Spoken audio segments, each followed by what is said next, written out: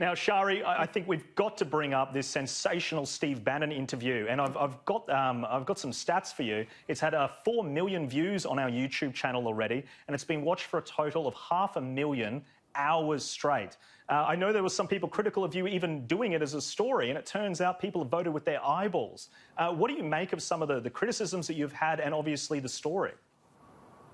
Look, I think, of course, it's a very legitimate interview to do. You know, this is a big issue in the United States. The release of the emails from Hunter Biden's laptop by the New York Post, you know, in the final weeks of the presidential election campaign. It's a big political issue. There's opinions on all sides of the debate about the release of the emails. What makes this story even more concerning is the fact that there has been such extreme censorship of this story by Twitter, you know, and Facebook as well, which limited its reach. The point at which social media giants think they can make a determination on the accuracy of a story done by media outlets is so deeply concerning and should worry all of us.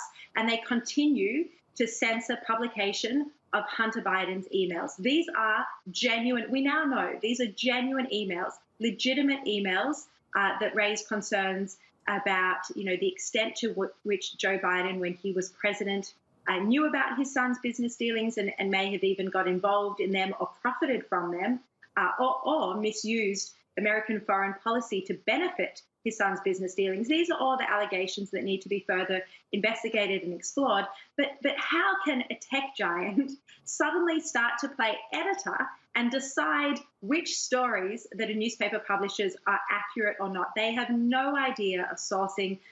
You know, that they just have absolutely no place to be depriving the public of information ahead of an election. You know, and they are doing this in a partisan way. They have entered the political election campaign, and they are blocking stories that are negative to Joe Biden because they are so desperate to get Donald Trump out of the White House. You know, the United States has a much stronger tradition than Australia does when it comes to freedom of the press. They aren't tied down with the same defamation laws that we are. It's in their constitution. And yet Twitter and Facebook have come along and stopped either the publication or the reach of this story. I mean, I can't even explain how worrying that should be to all journalists, whatever your position on the ideological spectrum is. You know, you can't start censoring news, or this is like state China, and that is what will happen if Twitter continues down this path. Exactly, it's already happened. It's exactly like state China. And I think the distinction is they acted before they knew it was false. They thought it was false, so they censored, and they were wrong in the end. And the New York Post Twitter account is still blocked.